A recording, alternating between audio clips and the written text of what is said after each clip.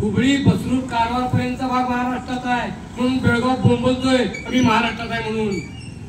हुबळी बसरूर पर्यंत कारवार तिथून तिथपर्यंतची हद्द आहे महाराष्ट्राची. आजही बेळगावला जा, आजही हुबळीला जा, तुम्हाला मराठी भाषिक लोक मिळतील. कारण ते तिथून त्या काळात तिथं राहिलेले आहेत. ते ज्यांनी हुबळी बसरूर राजांनी मुक्त केला तिथं तिथला स्वातंत्र्य दिन साजरा करतात. 15 ऑगस्ट साजरा करत नाहीत. आज वर सुरत, खाली कारवार, गोवा ते गोंदिया, कोल्हापूर ते डांग एवढा महाराष्ट्र भगव्या झेंड्याच्या आधिपत्याखाली 6 जून 1674 आहे. अवघ्या 9 वर्षात मिळवलंय. 9 वर्षात मिळवलंय. मग मी कुठं कमी पडतोय? मला एक कुटुंब चालवायचं होईना, मग मी जीव द्यायला पाहिजे का नको? नाही, मी जीव देणार नाही, मी शिवभक्त आहे. मग राब गड्या. आणि कुत्र सुद्धा त्याला शिवत नाही, जनावर तिकडे तिकडे बघत नाही. वाट खायचं आणि सुखत पाहिजे बोंबल भेट्या. हा शिवराचा शिवभक्त कसा पाहिजे? अरे वाखाणा जोगा पाहिजे, सांगण्या जोगा पाहिजे, दाखवण्या जोगा पाहिजे. कॅच कॅट कॅट चावत बसायचं. आरती मला येत नाही, तोंडात मृत्यूवर सगळ्यात येत. जनावर शिवत नाही त्याला. जनावर खाते का ते? माणसं खातात. देवाने जे कशाला दिलाय, कशासाठी दिलाय? मोक्षाला जाण्यासाठी दिलाय, देशाच्या काम करायसाठी दिलाय. आणि करायलाच काय?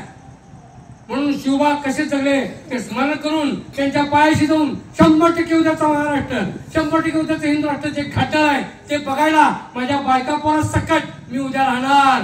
एकही खपू देणार नाही असा शिवभक्त आम्हाला अपेक्षित आहे. अशी जिजामाता आम्हाला अपेक्षित आहे. ती जिजामाता प्रत्येकाच्या घरोघरी आहे. फक्त तिने जागृत असावं. कारण सगळ्यात श्रेष्ठ रूप कुठला असेल? 9:30 वाजलेत बघा, 10 मिनिटं चालते ना.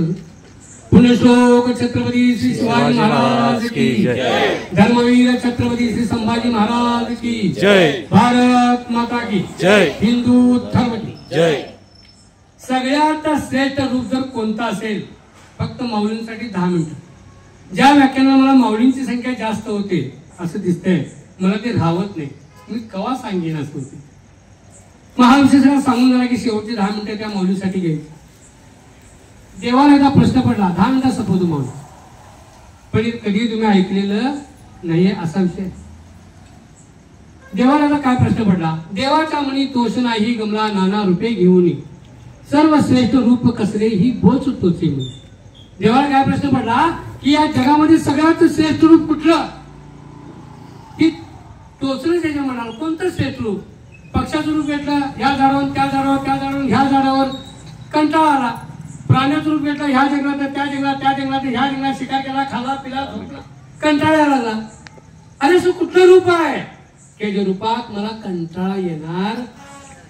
देवाच्या मनी तोष नाही गमला नाना रूपे घेऊन, सर्व श्रेष्ठ रूप कसरे ही बोच टोचे म्हणे. चिंतातुर हरी मनात हसला. त्याला चिंता लागली होती कोणतं सर्वात श्रेष्ठ रूप आहे, आणि तो हसला म्हणजे त्याला उत्तर सापडलं. चिंतातुर हरी मनात हसला, पुरले तया उत्तर उठला तो, आणि मातृरूप धरले त्याने स्वयंसत्वर उठला. आणि त्याने रूप कुठलं घेतलं? मातेचं, आईचं रूप घेतलं. जगात सर्वात श्रेष्ठ रूप जर कोणतं असेल तर ते आईच आहे. आईला कधी कंटाळा येत. 70 वर्षाची म्हातारी आहे आणि 53 वर्षाचं पोरग आहे. पोरग 53 वर्ष, बापे असते ती. आणि त्याची घराकडे यायची टायमिंग आहे सायंकाळची 5. 5:30 वाजलं असं घट्ट जाणार वय 70. आणि उंबरा जाऊन बसतात तिची वाट बघायला. आणि 15 मिनिटं आली म्हणणार वय का सुनेला, अजून माझं लेकरू आलं नाही की. 53 वर्षाचं लेकरू चुकतंय कुठं? 53 वर्षाची लेकराची वाट 70 वर्षाची आई बघायला. तिला कंटाळा काय हो? तिला कंटाळा नाही. त्याने वेळेत जेवलं पाहिजे. जेवताना ताटाकडे बघत बसती, काय किती जेवलं तर आता किती जेवायला, काय जेवण झालंय, आणखी कोरभर घाल त्याला. आईचं रूप सगळ्यात श्रेष्ठ रूप आहे, ज्या रूपात तिला कंटाळा येते. म्हणून प्रॉपर्टी कितीही असू दे, पण त्या स्त्रीला जर आई होता आलं नाही तर त्याच्यासारखं दुर्दैव कशाचं? त्याला काही इलाज नाही आहे. एका ठिकाणी वि. स. खांडेकर म्हणतात, सत्य हे नुकताच जन्माला आलेल्या नग्न बालकाप्रमाणे असतं, अन्यथा ते असत्य. नुसतं कर्दोळ जरी घातला तरी ते असत्य आहे. म्हणून सवासीन किती असू दे, किती श्रीमंत वहिनी असू देत, पण मूळ पदार्थ नाही. वटी भरणीचा मान तिला, वहिनी चहा द्या वहिनी, हो पण वहिनी पुढे नाही, वहिनीला मूल नाही, वहिनी आई नाही, आता त्यात तिचा दोष नाही, पण करणार काय? आणि म्हणून कुठल्याही मुलीचं टार्गेट असतात दोन टार्गेट असतात ना, लक्षात ठेवा. ते टार्गेट होते तुम्ही असतोय, पण आपण तिकडे लक्ष देत नाही. एक, तिचं टार्गेट पहिलं काय असेल, हे माझं लग्न चांगल्या ठिकाणी व्हायला. शिक्षण सगळं पोटाची खळगी भरण्याचा प्रकार आहे. ते खळगी कोणीही भरते, शिक्षण घेणारा पण भरतोय, न घेणारा सुद्धा भरतो. उपाय शिकून भरत एकच उत्तम तिचा. दोन टार्गेट कुठे, एक लग्न चांगल्या ठिकाणी व्हायला पाहिजे, आणि दुसरं जो जोडीदार मिळायला पाहिजे तो चांगला मिळायला. पॅकेज 1.5 लाखाचं आणि लडबडतच जाते. आकाला काय करायचं, कसा बोंबल 1.5 लाख पेटवा ते. बाबा मुंबईने तू गेलीस, 1.5 लाख आहे सांगतोय, मला फोन करायचा, दिलीस तवा हा म्हणतोय बाबा. त्याच्याकडे डोसक्यात ताप करायला नाही, तू काय म्हणतोय, दिलीस तवा हा पॅकेज तिकडं वाढ आणि बस वाजवत. आणि म्हणून जोडीदार चांगला मिळायला 2 घडीचा डाव, त्याला जीवन ऐसे नाव, मनासारखा मिळे सवंगडी, खेळा या मग अधिक गोडी. जर संसार जोडीदार चांगला मिळाला, संसार आणखीन सुखाचा. तो पैशावर अवलंबून नसतो, पैसा साधन आहे पण त्याच्यावर अवलंबून नाही.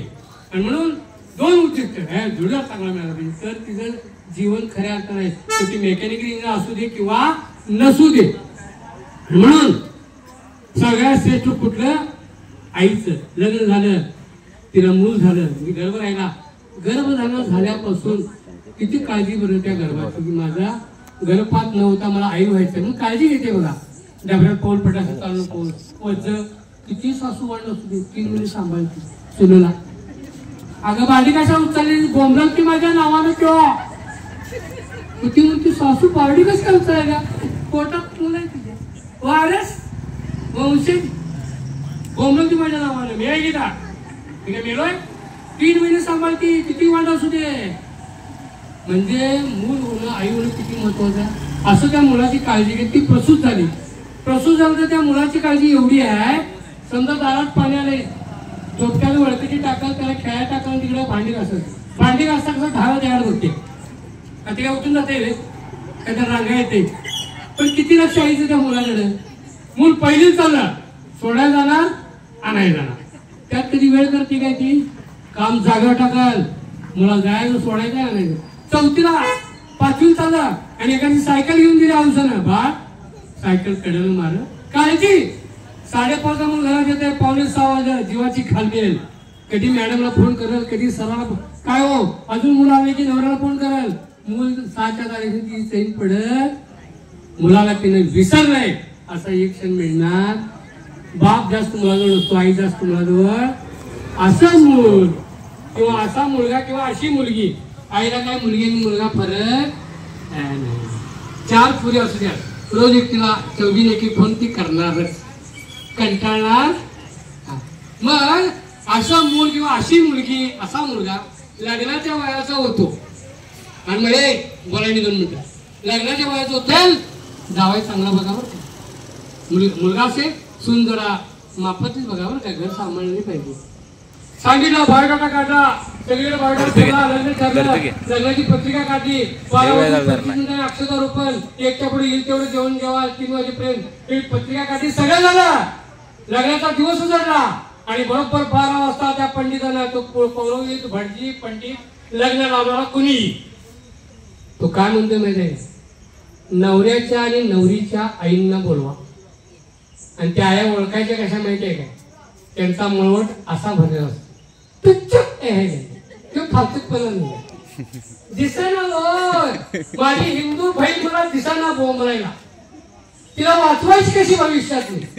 अहो मी संगीता कशावर, तिची आयडेंटिटी कुठे, आयडेंटिटी फक्त ही आहे स्त्रीची, मी हिंदू स्त्री आहे, आयडेंटिटी ही आहे. गोंधन मेल्यावरच जाते ती. फॅशन असते, चारित्र्य फॅशन असते. कसं संबंध आहे, हे मौली गोंधन, हे टिकली पडली, धुतलं कपाळ, काही झालं गोंधन जात, गोंधन दिसला, दंगा भरपूर झालाय, एसी कॉलेजच्या पुढे मुलींचा घोळका झालाय, त्यात मला दिसली माझी बहीण. म्हणजे एखादी हिंदू मुलगी जिच्या कपाला गोंधळ दिसतंय, ए बहीण, ए ताई, गाडी बस, रात्रच कुठे सांग, त्या घरात सुरक्षित सोडणारा हा शिवभक्त तुझ्या बरोबर आहे. तुझ्या अंगाला कोणाचा हात लागणार नाही आणि कपाळाला गोंधळ नाही बोंबलायला. आणि ती सांगायला नाही मी येतोय कशावर ना तिची माती होणार. हिंदू संस्कृतीचा ऱ्हास तुम्ही आम्ही करायला लागलोय. आपली जी लाज, आपली लज्जा, आपली मान, आपली मर्यादा, आपली पद, आपली प्रतिष्ठा, आपल्या आईवडिलांची पद प्रतिष्ठा दड्या कुठं? आमच्या इज्जतीमध्ये दड्या. 7-12 आणि गाडी दड्याली नाहीये. माझ्या पत्नीला, माझ्या मुलग्याला कोण छेडलं, माझं डोकं काम करत नाही जोपर्यंत की माती करत नाही तोपर्यंत झोप लागत नाही. होय ना? मग संस्कृतीचा ऱ्हास करतो कशाने? भेट्या. जेवढा कुंकू मोठा तेवढं नवऱ्याचं आयुष्य जास्त. हे सूत्र आहे. आमच्या आईचा कुंकू 15 रुपये एवढा 80 वयाचा म्हातारा बेडवर आहे. बाबा माझा काय झाल्या विधवा किती बघा मंदिरात जाऊन. लग्न झाली, 2 पोर झाली, विधवा झाल्या, परत वाट्या घरात राहिल्यात. राजाच्या महान मर्यादा पत्र गेली कुठं?